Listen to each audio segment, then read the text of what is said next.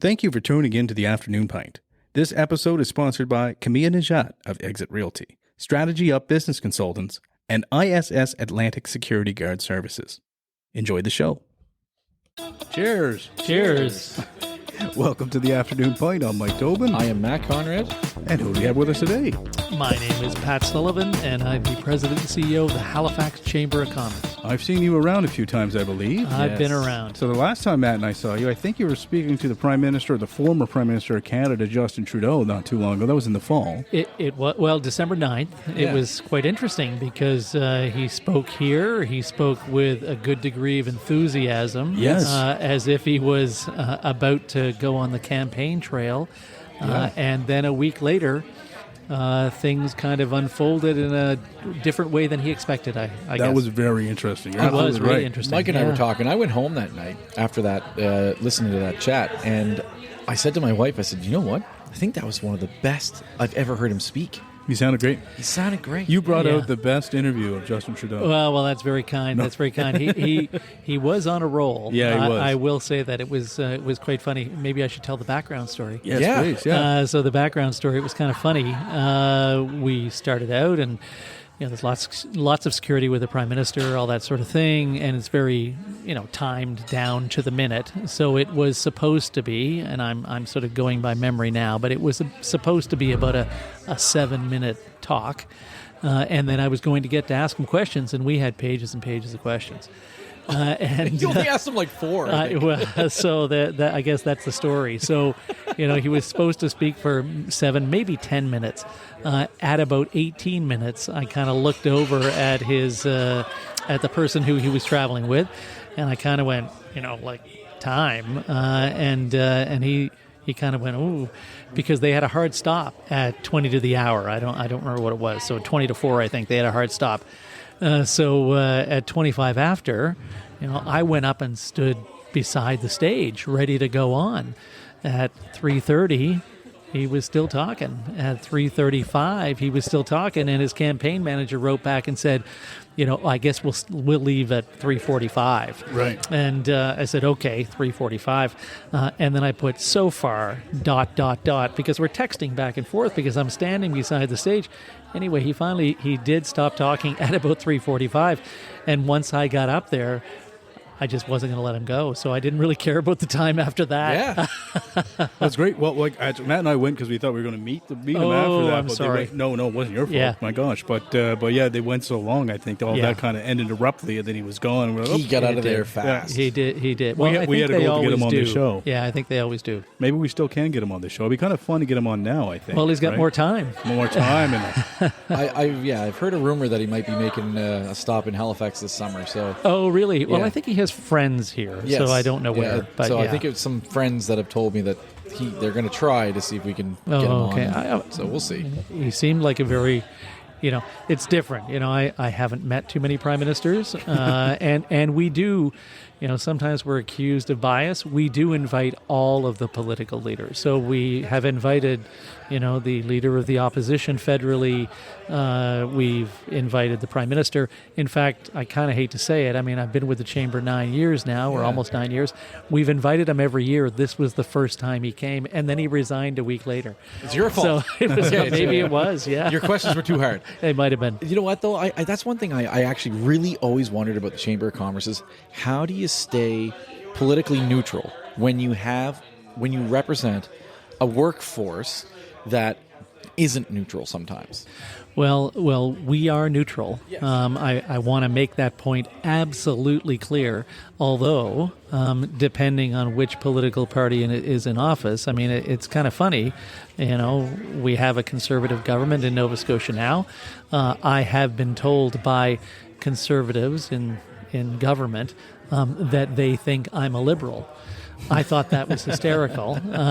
I then told one of the Liberals who was in government prior to that and said, isn't it funny, the Conservatives think I'm liberal. He said, well, what's funny about that is when we were in government, we always thought you were a conservative. Right. So, exactly the so opposite. Mike and I have that problem. We get the same problem with the show. Oh, really? By staying center. Right. Well, yeah. We're trying. Well, and I mean, I kind of hate to say it. In our case, when you've got federal government ministers, they tend to come more often than you do leaders of the... There's only one leader of the opposition, and then, of course, he has a shadow cabinet, but the shadow cabinet tends not to travel. That's right. They're in Ottawa, but cabinet ministers will travel, and the Prime Minister will travel.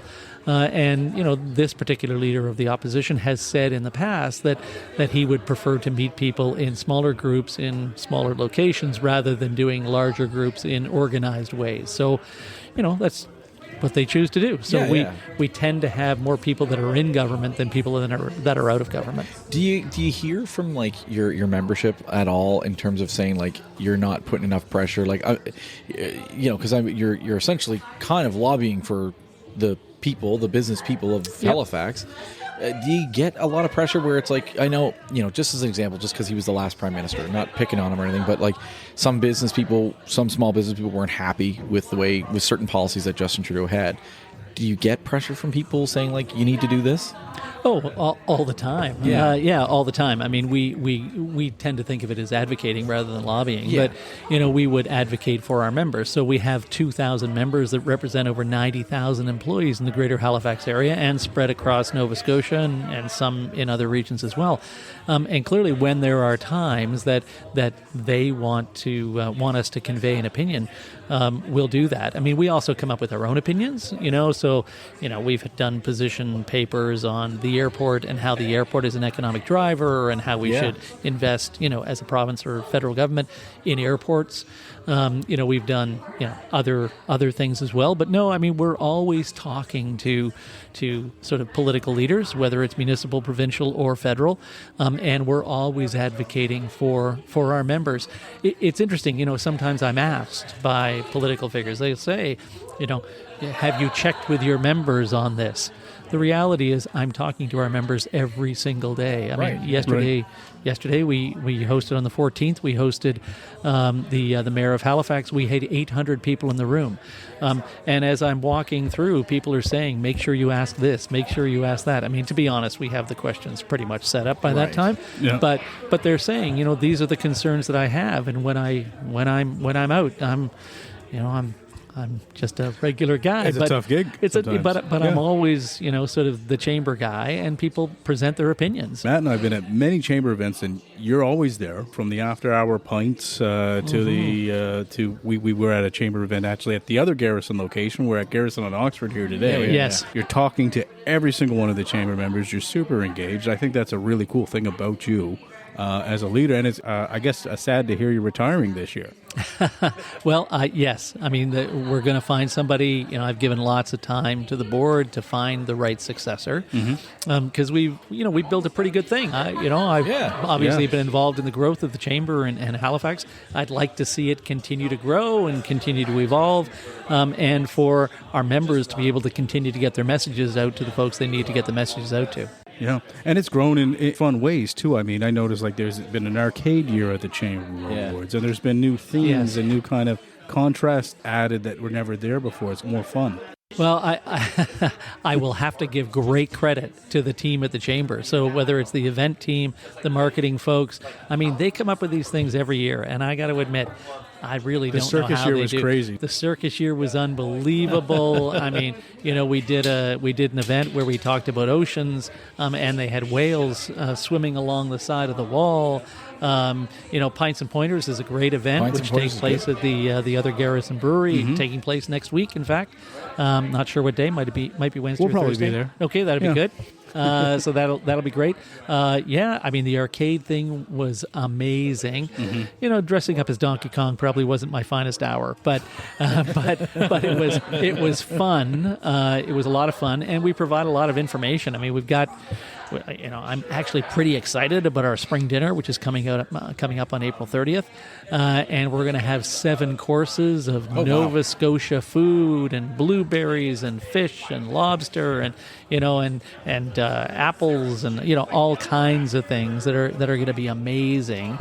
And it's a time, it's kind of a time to celebrate Nova Scotia food, the abundance of riches we have here in terms of food, drink, all those kinds of things. So it's going to be a great event. Are you getting a front row seat right now to this interprovincial trade talk? Because it seems to be all the rage, and I mean, you would be one probably hearing that buzzword or think quite a bit. Yeah, absolutely. We had a meeting with the Premier probably a couple of months ago now. It was actually prior, I think, to the first Trump announcement on tariffs. We had a meeting with the Premier, and it was chambers from across the province, to be fair, not just us. He kind of unveiled that they were very interested in moving forward on this, on reducing barriers to interprovincial trade. And I mean, we've been advocating for that for a long time. So both as, the Halifax Chamber and then as a group of chambers across the country, we're in a group called the Canadian Global Cities Council, which are the 8 largest chambers across the country. So Montreal, Ottawa, Toronto, Winnipeg, Calgary, Edmonton, Vancouver. And we've been pushing hard to get people to kind of look at interprovincial trade. I could talk about interprovincial trade for the next 2 hours, but because a lot of people don't understand exactly what it is and what the barriers are, suffice it to say, we need to improve the ease on a high level. Yeah, I mean, sure. Let's just say, what are the barriers? Well, so I'll give you even before we jump into that, because I do want to know that. But with the interprovincial, are there any businesses here, Nova Scotia businesses, that are worried about it, in the sense that they are worried that they have to try to compete with like larger local businesses in like Quebec, Ontario, Alberta, anything like that? Is there any worry at all about that? Well, there is. I mean, why don't I give the example first, then I'll tell you why people would be worried and what categories they might be a little more worried. So, an example, there's a medical device company in the area. It's easier for them to go to the FDA in the United States and get approval, and boom, they can sell in all 50 states. Right. In Canada, because health is a provincial responsibility, you have to go to 10 provinces and 3 territories, so 13 different areas you have to go to get approval to sell your product. I mean, it's ridiculous. So what that means is that company won't sell in Canada. It's just not worth their time and effort to sell to 13 different locations. They can go to the EU, and they can do, I don't know who you go to in the EU, but I mean, they have common guidelines, common packaging, common everything. You can sell in the EU to 400 million people. You can go to the US and sell to 350 million people. Our Peasley little, 41 million people is really not worth the effort when you've got to go through 13 different bureaucracies. So, there's an example. Liquor, we're sitting in a pub and, having a beer. There used to be a time when in order to sell beer in a particular province, you needed to have a brewery in that province. That went away in maritime Canada. In maritime Canada, a number of years ago, when the Maritimes said, okay, you can actually put together, if you're Labatt in Halifax, you can sell to the Maritimes without the surcharge, the $2.40 surcharge that an Ontario brewery or a Quebec brewery may face just to sell in Nova Scotia. So liquor is the big thing. It's the easy thing to understand. I can't take liquor across provincial barriers. There was a fellow that did it from Quebec to New Brunswick. He got charged. I actually don't know the outcome, but that was a real problem. So liquor is a big thing. So now I'm going to get back to your question, which is who's concerned? Breweries. So the folks in Newfoundland, the brewery in Newfoundland, and I'm not sure what it is, but have already said, hey, we're concerned because it's frankly cheaper for a brewery to produce beer on a bottling line at 1,600 bottles a minute. Is that the right number? Some crazy number. 1,600 bottles a minute versus 300 bottles a minute, or a craft brewer who's producing them at 15 bottles a minute, right? So much less expensive. So they can make it more cheaply, and they could ship it across the country for less money than somebody could make it in Newfoundland, for example. Even amongst craft brewers, though, you got a 9 Locks, and you got a guy down the street who's just starting out. Absolutely. Right? Like a Party Time Brewing, right? Absolutely. He's not making it that capacity. How can he compete? Yeah, Right? no, you're right, and there are different rules because and I'm not going to try and get into 9 Locks business, but there are levels. So when you produce a certain amount, you're taxed at a different level. So your taxes are lower when you're a small producer. As you get bigger, your excise taxes become bigger and bigger and bigger. Yeah. So I think you answered my question there before Matt interrupted. Like they basically. The trade barriers are that every province is different, has almost a different set of rules to play, which makes it so hard to just do business in Canada. It's about creating employment or maintaining employment in that particular province, right? So, in Quebec, they're concerned about dairy. They're concerned about farming. In the Maritimes, we used to be a lot more concerned about liquor. Because we're a small province. Again, somebody could just spin an extra shift in Ontario and they could ship all the beer that we need down here. There were people get concerned about these things. There was a free trade agreement done nationally, so the provinces and the federal government all signed off. When you look at the agreement, it was in the sort of 2017, 2018 kind of period. When you look at the agreement, there are more pages of exclusions than there are inclusions. So the IMF, the International Monetary Fund, has done a study, and they would say that if Canada was to get rid of some of these interprovincial trade barriers, it would be as if we were relieving a 21% tariff. So when you think about that, that's more money for a business, less regulation, all those kinds of things. Now the downside, and there is a downside, is that people's jobs will likely be impacted, right? If that happens, because you will get more efficient producers who are going to probably sell their product kind of more cost effectively and may not need as many people. I mean, if I don't have to do payroll for 4 or 5 different provinces, then, I may not need a payroll clerk to do my payroll for those 4 or 5 different provinces if I only needed to do it for one province. So there will be people that will be impacted.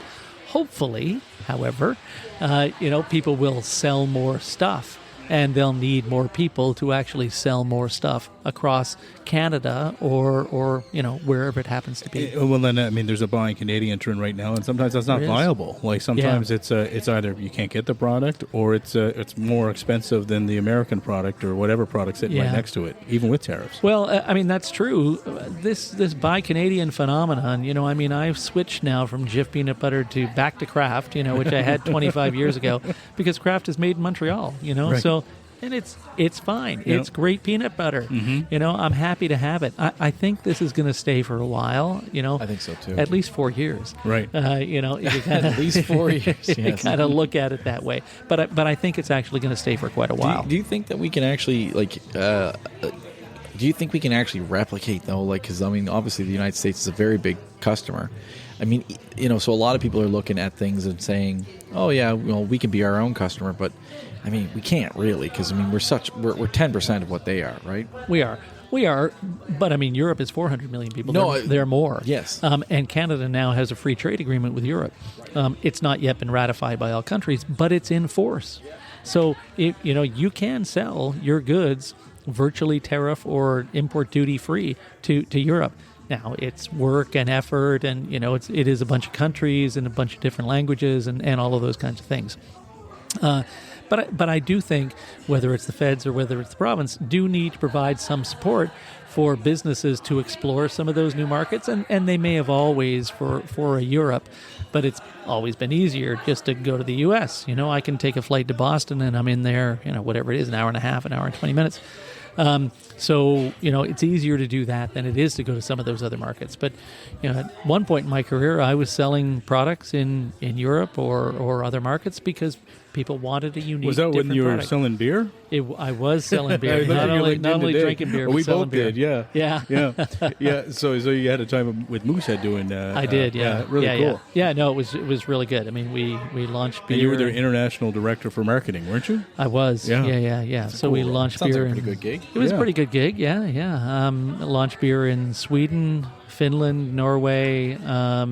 Launched it in the UK 3 times, which is actually not a good thing, launching a product 3 times. Yeah, okay. Not taken, not sticking. Well, it kind of means you failed the first 2. But anyway. Did you get any first-hand impressions of beer, a Canadian beer from Finland or from any of these other countries, like where like people gave you their first impressions of a Canadian beer? Well, I mean, they liked the beer. Yeah. I mean, by the time I left, we were the 7th best-selling imported beer in the country of Sweden. Moosehead is pretty well respected. I mean, they're good beer. If they aren't the largest, they're one of the largest independent breweries in this country. I think they're the largest private brewery. They in are Canada. the largest for sure. Yeah. I remember I went when I was in Germany, and I was in Cologne, Germany, which they have a little bit of protectionism going on there with Kolsch beer. Only can be made within the walls of Cologne. And so I was sitting in this beer garden, and the guy who was there who was serving beer, asked me, where are you guys from? It's like, oh, well, from Nova Scotia, Canada. And he's like, Canada? He's like, I love Canada. He goes, Moosehead beer. and he put the big antlers up on there, and he's like, I love Moosehead beer. That's great. Yeah, that's great. So it's in Germany, which is like, they have laws, like truly laws on beer. So they love their beer, right? Yeah, they do. Yeah. And they really liked it. So it's kind of cool. Like, it's good beer. There's a lot of good beers. Of course. So you did a lot of my favorite things. You sold beer across the world, and then you were with Simpatico. That's true. I mean, the boomer generation will know Simpatico as the internet email address that they'll never get rid of, no matter what. They'll hold on, they'll carry it with them. So, so you were doing something mobile on the Simpatico side. What was that? I was. So, so that was just when. Well, we all had Blackberries back then. Oh yeah. There were no iPhones. iPhones were just starting, and we were trying to sell advertising. So Simpatico was an advertising vehicle. It was a way for people to post an ad, and they got paid for the ads, transitioning sort of traditional media to digital media. And I was tasked with figuring out how to get ads on mobile devices. Now the reality was it was an interesting time, and I still remember I should have bought Apple stock then had I realized. But I remember we got a report back, and you could access the internet on your BlackBerry, you could access the internet on your Apple phone or your iPhone at the time. And I don't remember the numbers, but it was something like people were 1,000 times more likely to spend time on the internet on the iPhone than they were on the BlackBerry. And I should have thought then, they got something something going on, and BlackBerry simply doesn't, just because that it was the too BlackBerry hard. frustration. I mean, I remember having a BlackBerry, and you could not really use the internet very well. No. It was an amazing mail device, but that was pretty much it. Yeah, 100%. I make the joke all the time when people say, like, oh, I finally got an iPhone. I said, welcome to being an adult. Right, yes. Well, I don't know if you say that. My 11-year-old granddaughter just got an iPhone. So I don't know. Is that too frightening? Changed today. Gracie's 13, and she's 2 years into her iPhone. So same right, thing. exactly. I just think the iPhone is the superior phone. That's I love the BlackBerry. I don't know. Did you ever see that BlackBerry movie that they did? Yes, it was a great movie. It was pretty fun. BlackBerry. It was done by CBC. It was Jeepers. It had. Like a documentary, you mean? It had that Jay Baruchel. I'm going to say his name incorrectly. Jay Baruchel, yeah. He's a funny actor, and he's from Montreal. Yeah. He stars in it. It's a fantastic show. I don't know if I've seen it. It was the CBC story, took it, and they broke it down into like a documentary in like 3 or 4 parts. But it was a movie first. And it's a real fun watch, and it's just about the guys. It's kind of goofy, but the Jim Balsillie, Yes, exactly. That was it was interesting. He was trying. He was going up against. I give that guy lots of credit, that Jim Balsillie guy, because he was going up against a juggernaut. I'm a Leafs fan, and he was going up against the Maple Leafs. He was because he wanted to bring a market. He wanted to bring a market into their market, and he was really trying to get that team in Hamilton. And Maple Leafs entertainment was not letting that happen. No, you're absolutely right. It was. But he managed to, he did okay. Let's put it that way. He did fine. But you got to do a few fun things, because then I looked further into your LinkedIn, and then I was like, I was surprised because I actually never looked at your resume on LinkedIn before until today. So, I mean, I was still like, wow. And then the president of Workopolis, yes. I knew I was going to say that wrong. Yes. Well, you were not a user, I guess. Is that the... No, you were not a user. No, okay. No, he just says names wrong. Yeah. No, okay. Yes, Workopolis, it was kind of interesting. I was in beer for quite a while. Ended up in Ontario with Moosehead Breweries, running the national operation, the sale of Moosehead across the country. We were only launching across the country at that point. Again, back to your interprovincial trade barriers.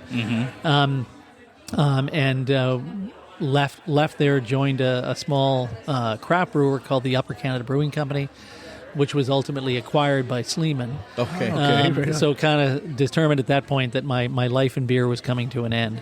And ended up working for Indigo Books, so a bookstore. I saw that. That's right. We saw that. Yeah. And was the first general manager of Indigo.ca. So was the general manager, the fellow that launched Indigo.ca. Obviously, there were folks that had the idea. I just executed, but sort of made it happen. And that was pretty amazing. Yeah. And then ultimately got into... left there and went to a small business, which was an online city guide. So again, back in those days, there wasn't as much sort of hotel, information. So we were building websites for people with hotels. Sorry, just turning off this phone thing here. Maybe I can't. Oh, well. Anyway, we were building websites for people who had hotels and restaurants and all that sort of thing, and then we would put them on our site. So that was all fun. Did that for a while. That was owned by Simpatico. And the Toronto Star, which was, at that point the largest newspaper in Canada. So was with them for a couple of years. Then they asked me to move over to Workopolis. So in 2003, I went to as president of Workopolis. So what Workopolis was basically a job site. So we had hundreds of thousands, if not millions, of jobs on the website, and people would post their resumes. We had 3 to 4 million visitors a month who came and looked for jobs, and sent their resumes to the employers that were on the site. So it was a pretty amazing thing, and I was there from 2003 to 2009, and that was owned by the Toronto Star, the Globe and Mail, and La Presse. Okay. So really? three newspaper companies. It was an amazing time. Now again, this is history, I suppose. Yeah. But every month I would meet with the publisher of the Globe and Mail, and we would discuss the business, and he would tell me a little bit about what was going on in the newspaper business.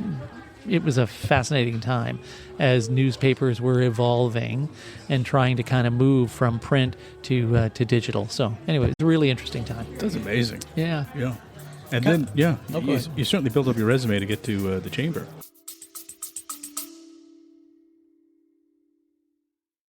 This episode is brought to you by Camilla Najat with Exit Realty Metro. Camilla Najat is an experienced real estate agent who prides herself in finding the perfect home for her clients. Camilla can help you with a comparative market analysis to help determine the value of your home if you're planning on selling, or help you determine the going rate for the neighborhood you're moving into. She can also work with you at your pace. You can reach Camilla by calling 902-880-8429 or email camilla@exitmetro.ca. Also, you can find her on Facebook at Camilla Najat, Exit Realty Metro. Well, I guess so. I don't know. Experience. I guess so. Yeah. Well, maybe I would say that the best part of my background is, for most of my career, I've kind of been a marketing guy. So, with a marketing view, you need to kind of listen to the customer. You need to listen to what the customer's saying. You need to understand what the customer's saying, and you need to give them what they want. And I think that kind of helps me to understand what I need to do every day.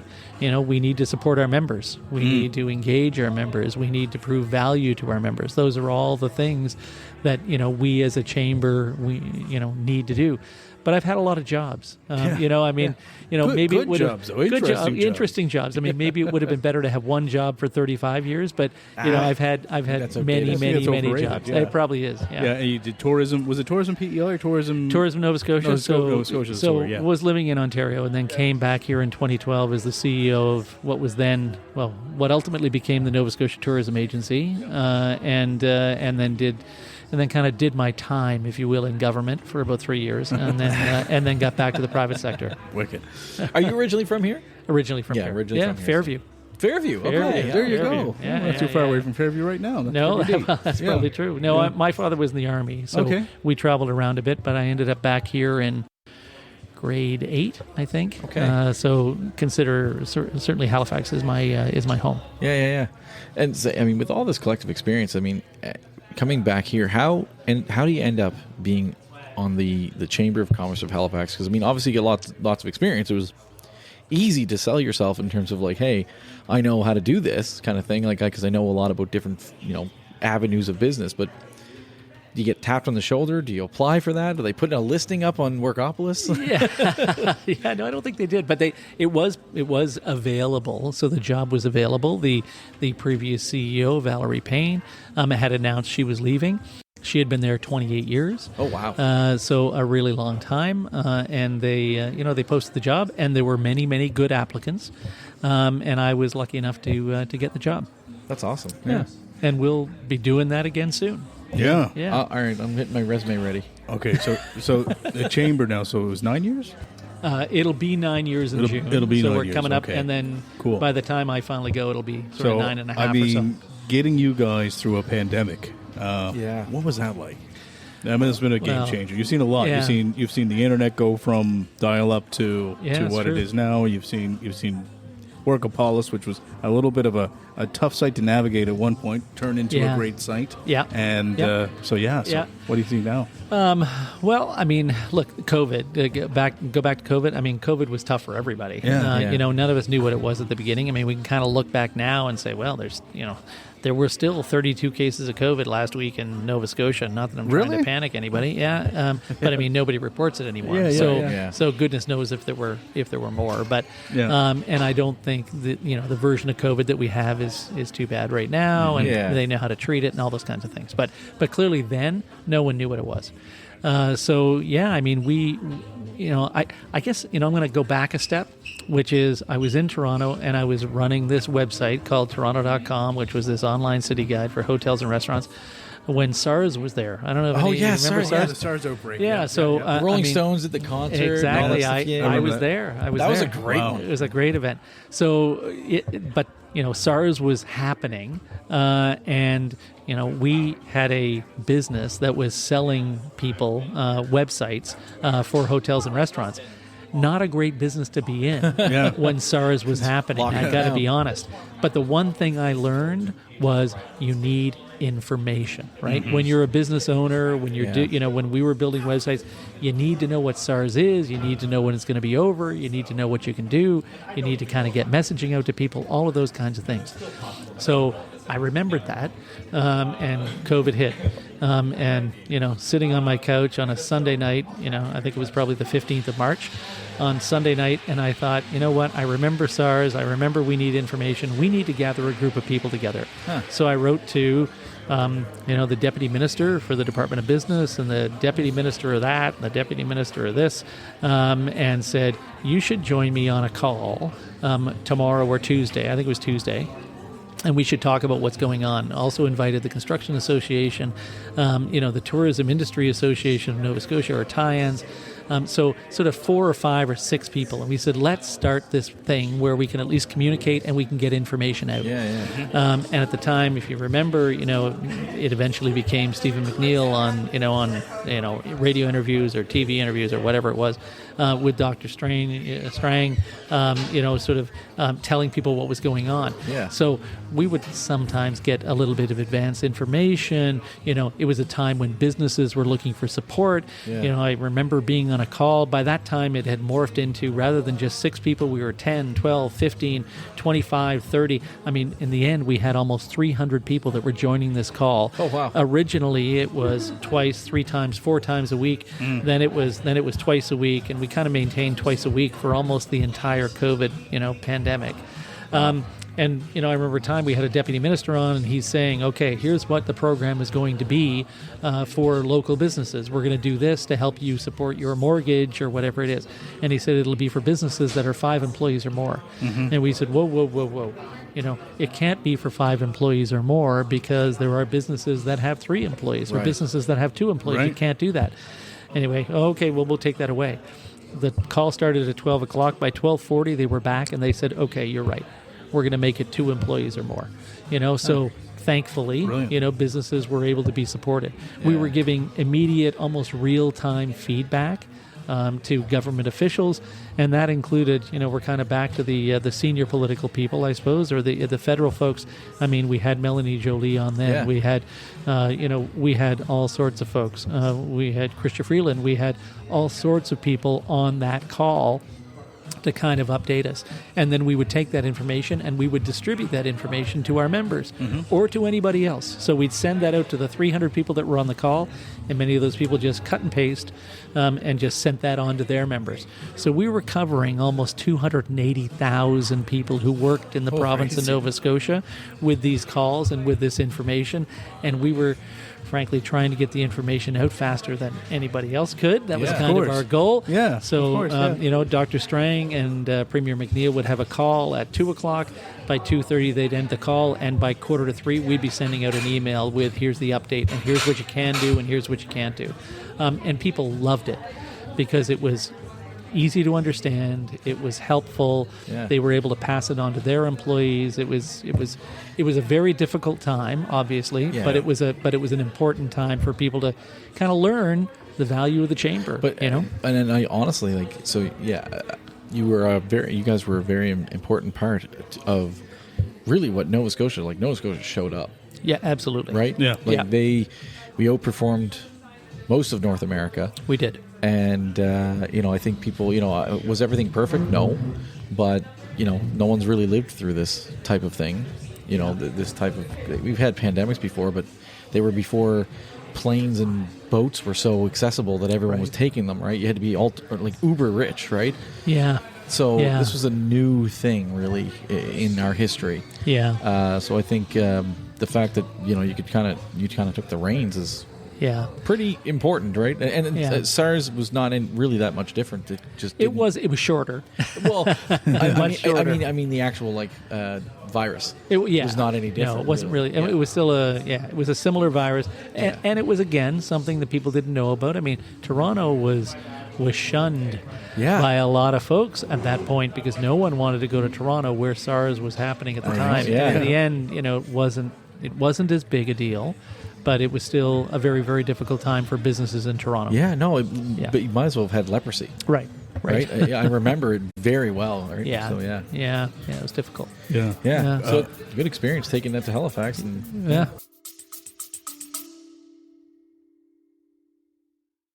This episode is brought to you by Strategy Up. Strategy Up is a business consulting firm led by Mark Zerka, who has over 20 years' experience in building commercial strategies that will up your game, organize your teams, increase your productivity, and grow your business. Whether you're a construction company looking to grow your revenue or a busy restaurant owner just trying to keep the doors open, Strategy Up can help. Strategy Up's boutique-style consultations will help you improve business process across nearly any industry. Being a successful entrepreneur does not mean you have to be an expert in everything. Strategy Up specializes in building a relationship with you. Once pain points in the business are realized, Strategy Up will introduce process and technology that will power up your game to the next level. A successful business requires investment. Your next step towards growth starts now. Email info@mystrategyup.com for a free business discovery call. Up your game with Strategy Up.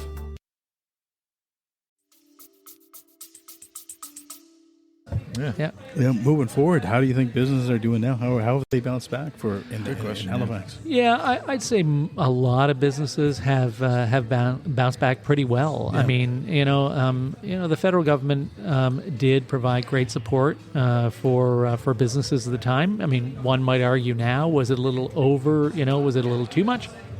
I don't think it could have been too much because I think a lot of businesses were able to come out very well at the end of COVID with, the information, the support that they needed, and were able to keep selling and keep delivering their products. So, in the end, I think it was really good. Hospitality and tourism, not quite as good, right? Although people have come back and people did start to come back in a big way to Nova Scotia. Not quite as much right now, slightly down. I mean, very tiny numbers, small percentages, but they're going to other places, they're looking at other things, and tourism and hospitality is still having a bit of a hard time. That's a constant fight, though. It is a constant fight. It's a tough business. You have to basically be constantly tugging on people's emotions and showing them, wow, I want to be there. Yeah. All the time. Yeah, right? you do. And and costs continue to go up. I mean, costs have really gone up, for food and for, maybe not so much for alcohol, but certainly for food, for consumables, all of those kinds of things, that a restaurant or a hotel depends on. Labor costs have gone up significantly as well. So, it's been a tough time for many of those businesses, and they're still coming out of it. Here we are, in where are we? In the middle of April. And I can tell you that folks that are in the tourism and hospitality business are anxiously looking for the sun and that slightly warmer weather, so that people can get out. Having said that, you got a pretty busy place here today. It's a Tuesday, and we were shocked. It's a great spot. Yeah, this is an awesome spot for sure. And today it was a little more packed than we were used to, because we were used to finding a table, and I was like, oh no, where are we going to interview? Speaking of the costs and stuff like that, how much are you guys as the chamber included into the chats about increase of minimum wage? Because that's obviously a big thing. It's going up twice this year, right? It is going up twice this year. Your members probably feel a certain way about it. Yeah, right? I mean, there is a group that provides advice on minimum wage, and it does have business people. It has labor folks from the the labor federations on that group as well. I will say, we probably, of our 2,000 members, I wouldn't say the largest proportion pay minimum wage. Right. Most folks are paying a little bit more than that. But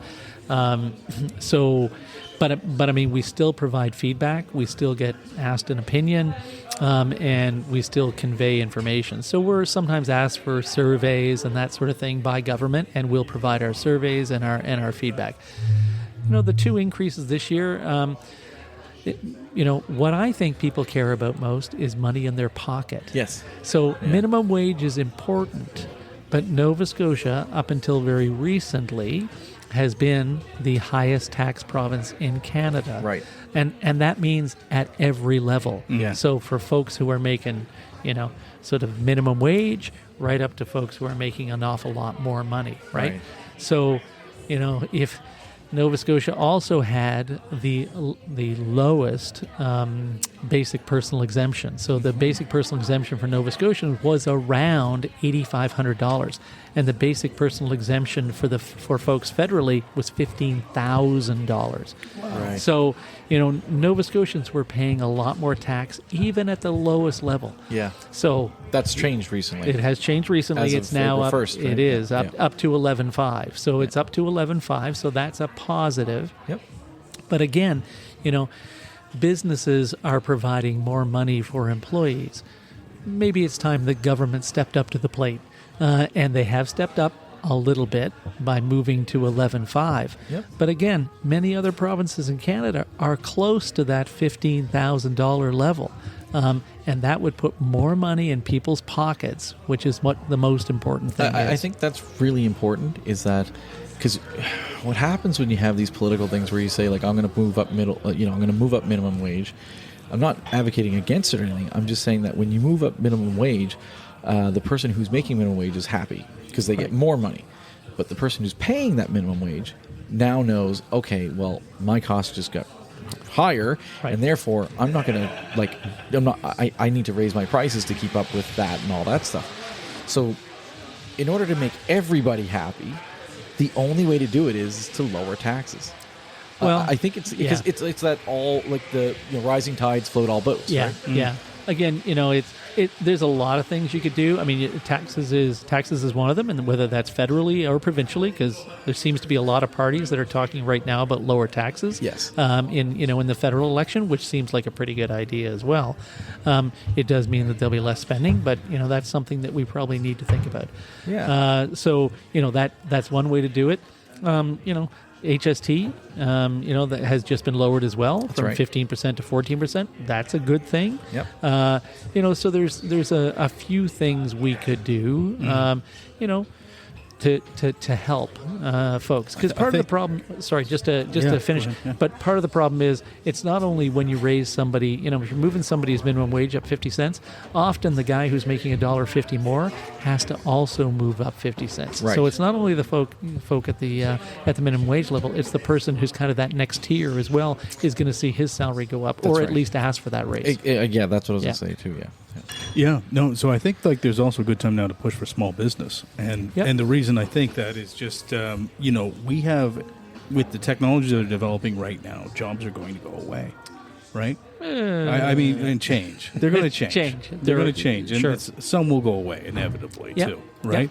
I think small business will help kind of foster more creativity, more options for people in the world. Like, how do you see that, or do you see?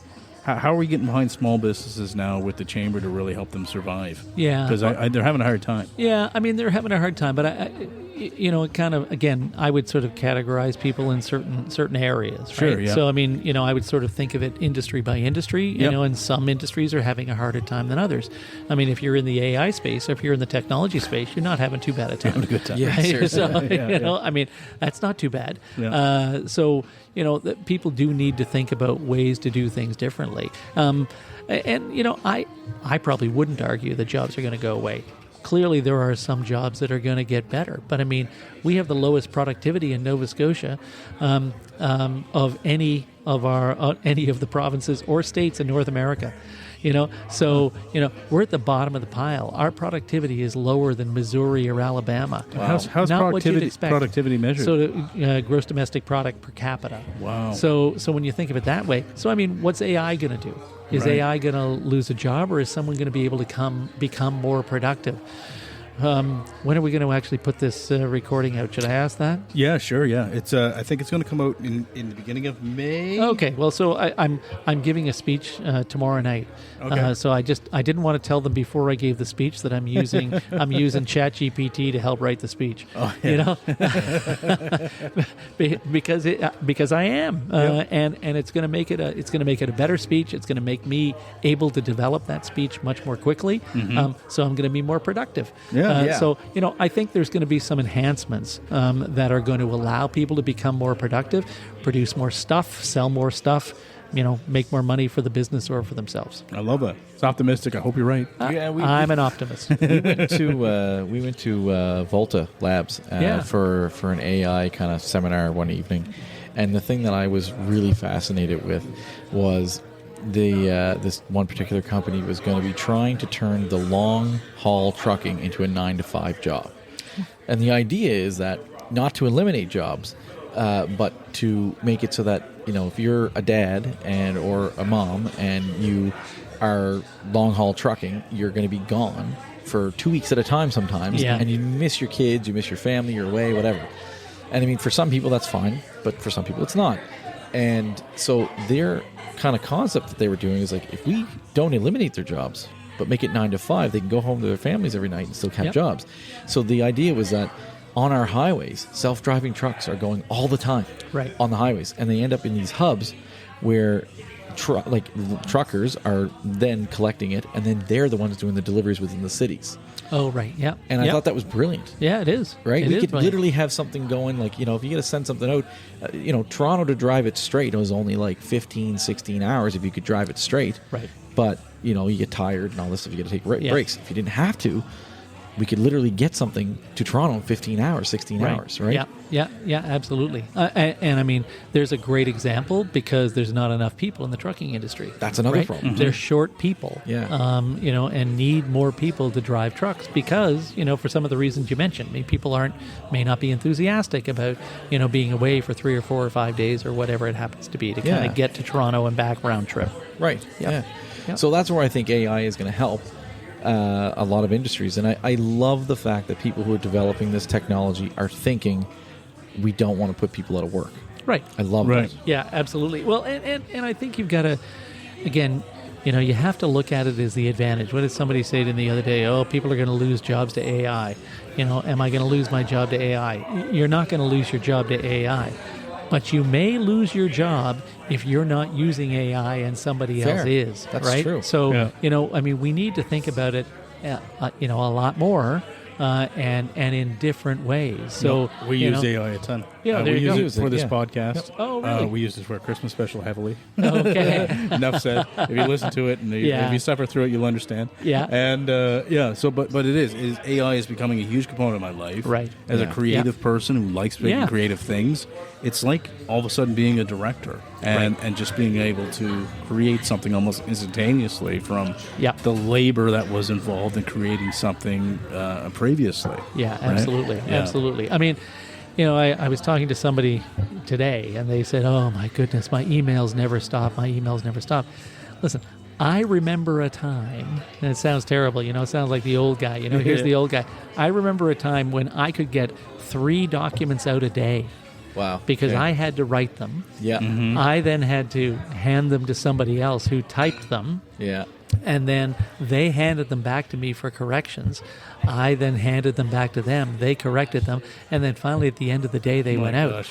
And now I get 150 emails a day, right? I mean, we're clearly more productive. We're taking advantage of some of the technologies, and that's a simple technology, right? But there's much more to do. Much more to Absolutely. do. I think in the end, people are still going to value relationships. Oh, for Because sure. you're not going to be loyal to a computer, right? Yeah. I've said this probably many times before, but it's like people remember how you made them feel, right? Yep. And a computer is not going to make me feel any particular way other than like, is the job done, I guess? Kind You of saw thing, that right? movie though, right? With the guy that fell in love with his phone. Scarlett Johansson. Scarlett Oh, Johansson. Yeah, forget that movie. Yeah. The circle. The circle. Or Oh, something yeah. like that, whatever. Or no, that was a different one. Forget, but, either way. But yes, I know what you mean. But yeah, so that's the thing. People value relationships.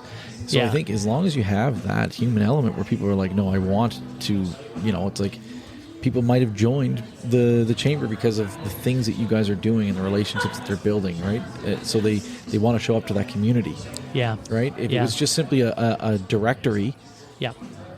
maybe they see value in it, maybe they don't, right? Yeah. Yeah. So it's a little different. Can I reflect for a minute while Yeah. while you say that? I mean, as I'm getting to the end of my, I'm not there yet, and I'm still there every day. But as I look back, I mean, some of the things I kind of look and say, I wish I had actually kept some of those relationships, for the people that I was working with 10, 20, 30, 40 years ago.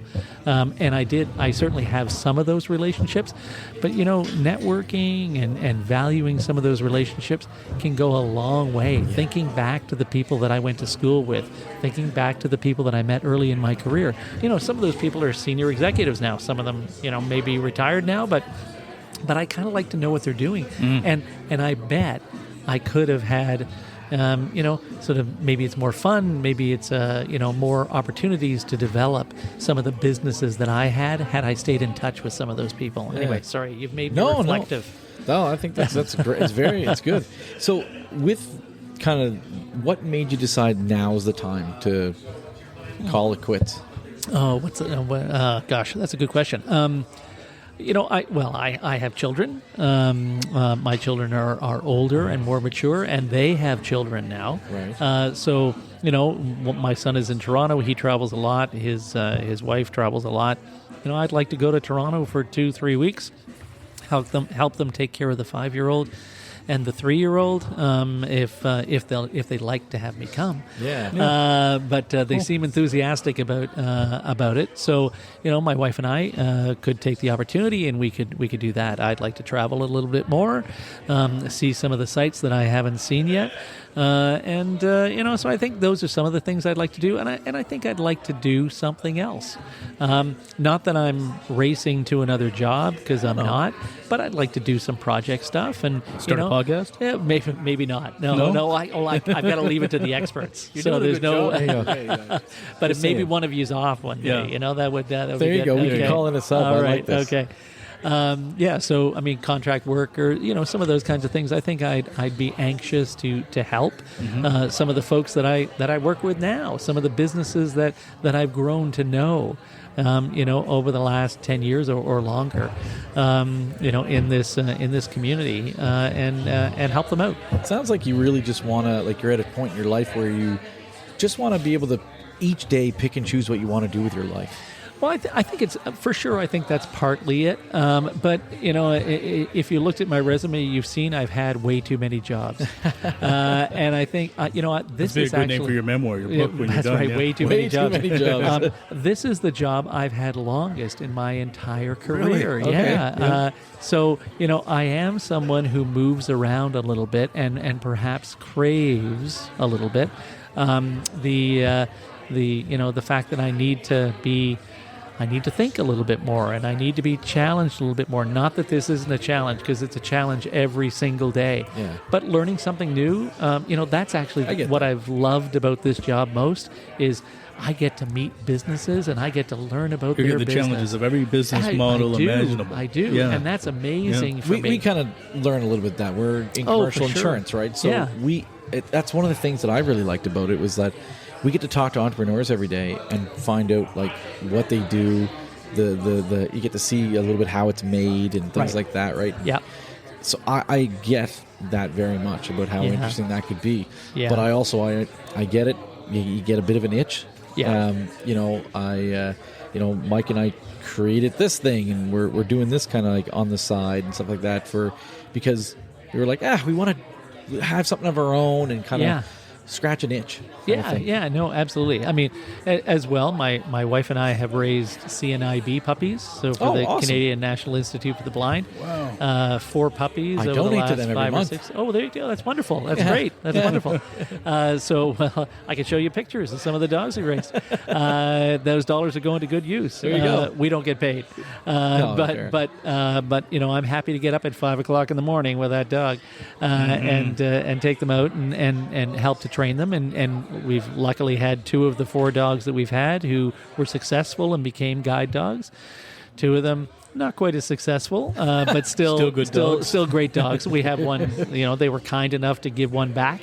So we actually got So we have one now that we got back, and then we have our own dog. So It's an amazing program. it is a great program. Yeah. Great program for people who need that service dog to help them with mobility and to kind of have a successful life. Yeah. Awesome. That's really Yeah. cool. Yeah. There you go. There's something that we learned that we couldn't research on you. Yeah. Well, maybe I should put that in there, but yes, you're right. That's very good. Well, again, when you don't get paid, you don't put it on LinkedIn. Fair enough. Well, volunteer work. That's true. I guess, Volunteer work absolutely right? is Matters. very important. It does matter. It right? does, absolutely. Looks great on a business resume. I know me personally, when I was in my mid-20s and I was trying to break through into the business world and develop my network and things like that. And when I was struggling to do that, I actually, where it kind of clicked and where it turned around for me was doing volunteer work, sitting on boards, Yep. and doing some other things. Yeah, no, you're absolutely right. I sit on the Dalhousie School of Management board, advisory board, and I'm the chair of the TELUS Atlantic Community Foundation, which is a group that gives away money. So it's kind of a nice board to sort of charities and not-for-profits who are seeking support to assist with children, with a bit of given that it's TELUS, a bit of a technology view and that sort of thing as well. So that's a great initiative. It's something that I honestly, when I have young people who are working and they say I'm trying to build my network, I always say volunteer. Yeah, absolutely right. No, you're absolutely right. Yeah. How does somebody get more involved with the chamber outside of becoming a member? Yeah. What can people do? Well, first they want to become a member, Of course, because yes. that's very important. That is important. But after you become a member, we're always looking for folks. We have an advisory committee. Next week we have somebody coming to talk to us about the federal election, who tends to be a bit of an election organizer. So I'm anxious to hear him speak at that point, because we'll be past the debates which are taking place over the next this week. So that'll be fun. There's a member right there, right behind us. Oh, there you go. So so we're Sorry, I lost my train of thought when I saw a member. I got so excited. No, I've seen him at every event. Yes. Very Will Brewer, right there. Yeah. Okay, yeah, cool. Yeah. So last chamber event, I think I met him for the first exactly. time. Yeah. No, it's so. So sorry, how do you get involved? How do you get involved? Yeah. So advisory group. You can become an ambassador. Just coming to chamber events. We have a business after hours tomorrow night. I think it's sold out actually at Southwest Properties. That'll be. I think there's 75 people coming to that. Awesome. That's a good. That'll be a good event at the Canard. So that's kind of an interesting opportunity for us to view what's going on down there. We have Pints and Pointers going on next week. There'll be some learning that'll happen there. There's lots of great events, educational opportunities. Folks can take training programs. We had a great training program on artificial intelligence led by the folks from Simplicity who did a really great job. Oh, cool. Sort of articulating what you can actually do. If you're a marketer, use these things. If you're a manufacturer, do these things. And it was very specific to specific artificial intelligence packages, which I found really, really helpful. That kind of thing. And then, of course, there's the advocacy side. So, we're always anxious to get feedback and get information so that we can take that information and then speak to folks in government. Would you say that that's the biggest thing? Because when someone's sitting there and they're looking at the membership, and it's like, I think it's $500. It kind of depends. It kind of depends. I mean, it starts there. Or something for not-for-profits, it's much less than that. Yeah, about half of that. But it'd be sort of $300 to $400 to kind of get in there. So, would you find that is the most valuable thing that you can take is the advocacy? What are the features to it? If you had to sell it to somebody, right? Yeah, I mean, it kind of depends on the business you are. So, if you're a business of 3 or 4 or 5, you may be more concerned about the cost savings that we offer through affinity programs. You may be more concerned about the chamber benefit plan, which provides you with dental or physio and all that kind of stuff at a very reasonable cost. Because it's shared kind of across 34,000 companies across the country. So, that's kind of good for those solopreneurs. It is really, really good. And we have over 700 companies that take advantage of that. So, if you're a smaller business, you tend to be more concerned a little bit than, with the cost savings and the educational improvements. As you get a little bit bigger, you tend to be a little bit more concerned about some of the advocacy things. Right. That tends to be the way it kind of works. I mean, certainly small businesses are concerned about advocacy. They're concerned about minimum wage. They're concerned about tax rates. They're concerned about those kinds of things. But as you get to tax rates and that sort of stuff, it tends to be slightly bigger businesses that are a little more concerned. CPP is increasing. That's right. Yeah. They would like to. Bigger businesses are going to face a bigger impact than a smaller business. Although proportionally, maybe may still be a problem. Huh. Yeah. That's good. Cool.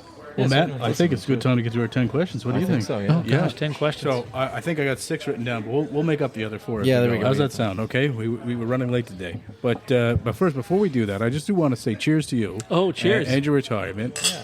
Matt and I have been to many chamber events. We'll probably be to many more. So I consider it a success. We met a lot of people just at the Exhibition Park one there the other week. Yeah, that was a great event. Yeah, so we were there for show? that one as well. Yeah. Right. So well, and before we start, I just want to say again that look, I'm perhaps I'm the face a little bit of the time. Maybe I'm the face a bunch of the time, but it really is a team. And we know a group. Becky.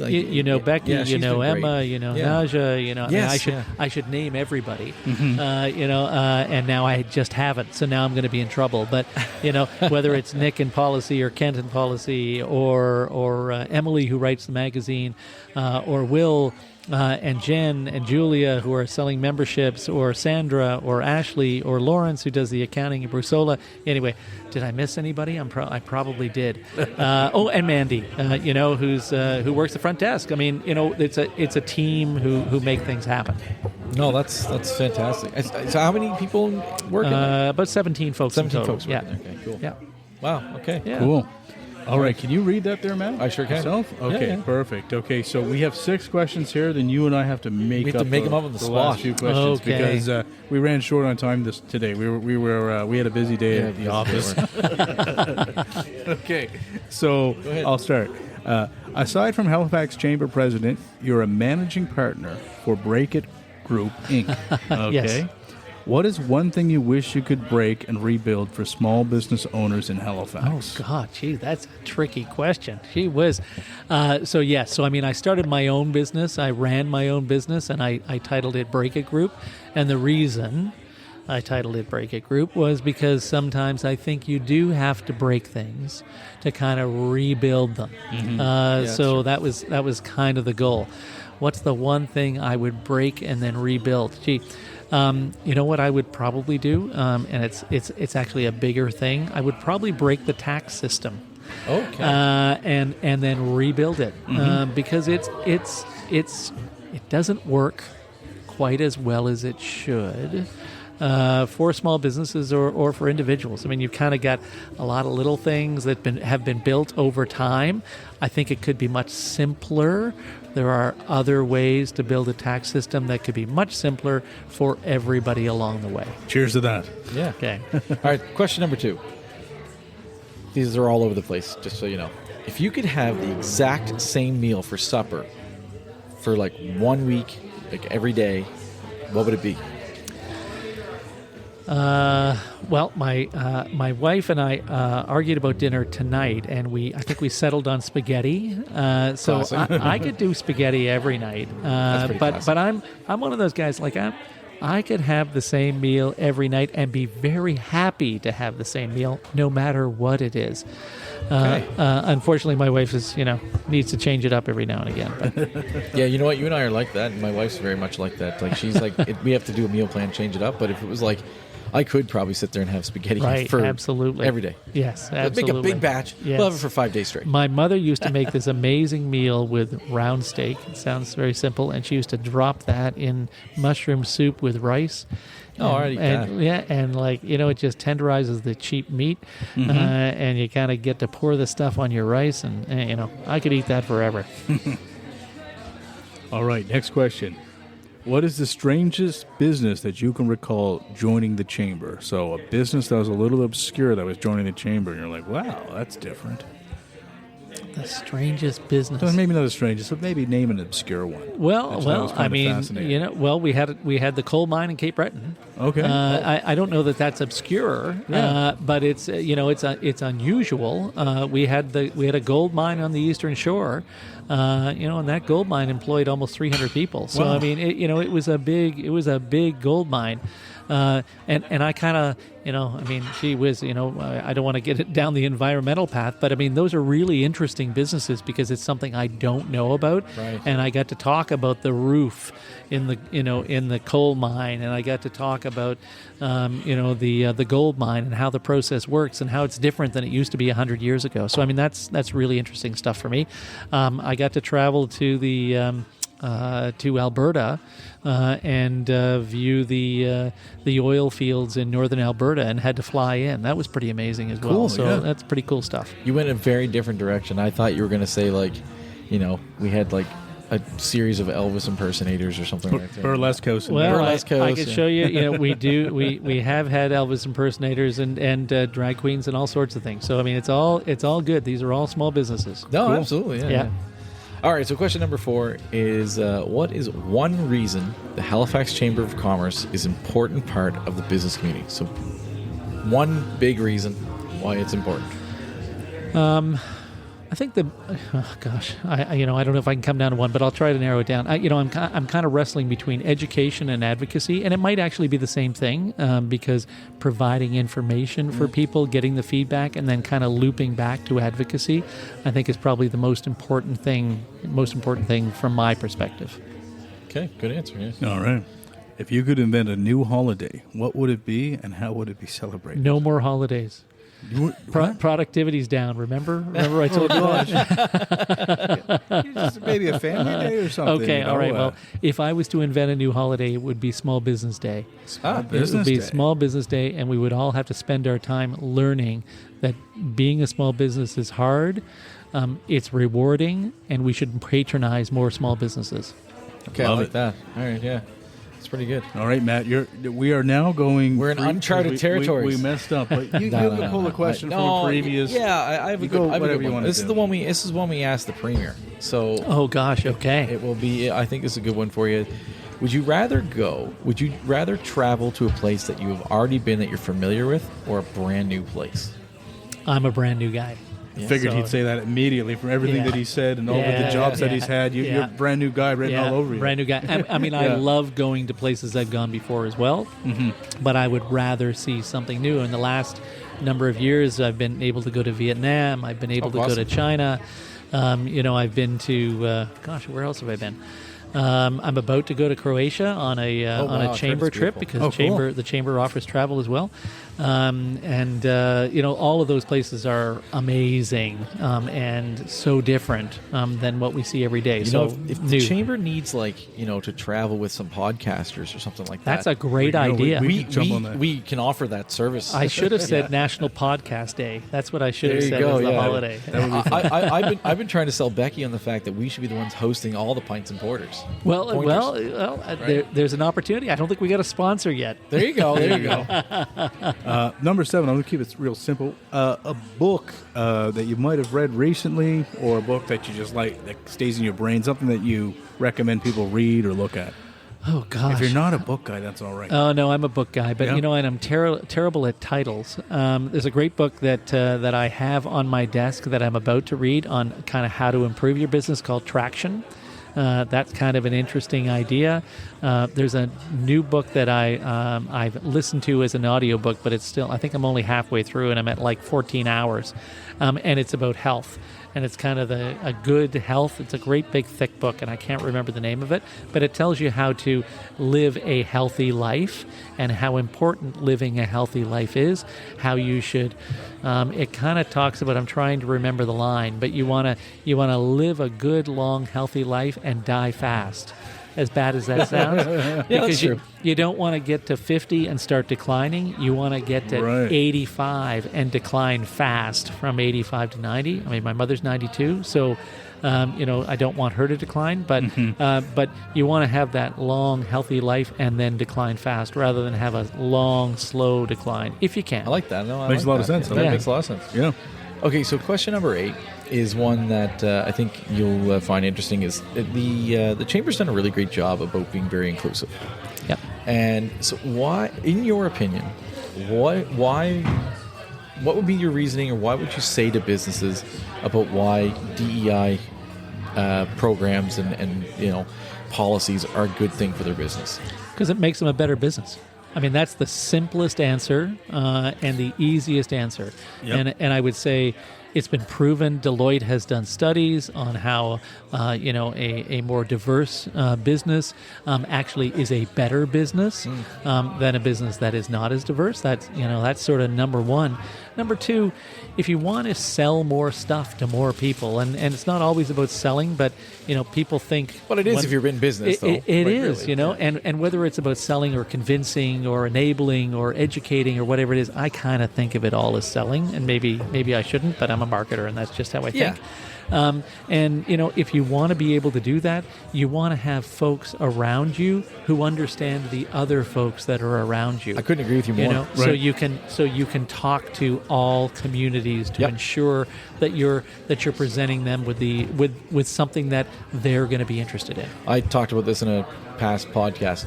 Couldn't agree with you more. No. I grew a business, one of the other companies I worked for, solely based on the fact that I went out and found I found people who could speak 6 different languages. Yeah, there you go. To do that. Yeah, exactly. Totally agree. Yeah, exactly. Cool. I think we're at our 10th question. 9. Right? 9? Oh, damn. Yeah. I gotta make something up. Here we go. I gotta make something up. Oh, okay. Okay. I'm a big music guy. Yep. Right. So let me know, what is one of your ride or die albums from any time? Gosh. If you're not a music guy, that's okay. I'm a music guy. I'm probably one of those guys that I listen to. I don't know. What would it be called? Like yacht rock and Frank Sinatra. Nothing wrong with that. And That's and Teddy Swims. And I enjoy music, and I enjoy a lot of different kinds of music. So I think great music is whatever. Whatever you think it is. I don't know. Can I have a little bit of fun with you then? Eclectic Just views go a of little bit music. further in Sure, this question. please do. When you were a high school student, Yes. okay, what was the band or the group that you April remember Wine. listening to? Oh, okay. Okay, You cool. know, it was April Wine. Like when I was a high school student, it was April Wine, and it was BTO, and it was Kiss, and I saw. Who did I see? At the Forum, I saw Kiss at the Forum, and I saw BTO at the Forum, and I saw April Wine in my high school, and and those were bands Cool. that were pretty exciting at Kiss the at time. the And Forum. Joe Cocker, Okay. and not Queen. Kiss was at the Supertramp. Forum. Saw Supertramp. Well, Kiss was at the Forum. So cool. you probably would have seen Kiss when they were also on the Commons. So what was better, Kiss back in high school? No, or- I didn't see Oh, you them on didn't the. see them I on didn't the see them on the Commons. No, I didn't. I probably wasn't living here at the time. Oh, maybe but, not. Yeah, but yeah. but I mean, Kiss. It's Kiss. It's one of the greatest shows, I yeah. mean, you just want to rock and roll all night. and part of every Party day. every day. What we're saying, part of every day. Exactly. All right, now we're at our last question. We are at our last question. So the last question is the one we ask everybody. All right. And so that is, what is one piece of advice that you were given that you would like to pass on to us and our listeners? The one piece of advice. It sounds a little trite, but I had a boss. I first started working after I graduated from university. I started working for Procter & Gamble in Toronto. Oh, yeah. And my first boss said to me, you got to do what you love. And he said, if you don't love marketing, because that was the job, if you don't love marketing, you shouldn't be doing it. And I loved it. I loved marketing, even though I went to school for accounting and I got all my accounting, courses and all those sorts of things, and was going to become an accountant. And for many people, that would be great. And I rely on that accounting skill every single day. But he said, you got to do what you love. And I kind of always done what I love. And if I didn't love it, I stopped doing it, started doing something else that I loved. So, Smart. yeah. Brilliant. That's great. I think that's pretty genuine, pretty awesome. So, yeah. Well, Patrick, that is it. Patrick, Thank you so Okay. much. cheers. All right. Thank you so much for joining us. We Thank really you, appreciate gentlemen. it. You're welcome to And, come back anytime after anytime. your retirement. You want to come over and pontificate with us Okay, or perfect. whatever, anytime. That's Cheers. great. Thanks. Thank you.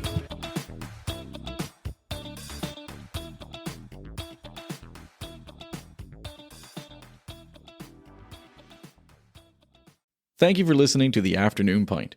We are an independent podcast and we need your support. Please take a moment to hit that like, follow, and share button. Email us if you have an idea or suggestion for the show. Please send your feedback. We'd love to hear from you.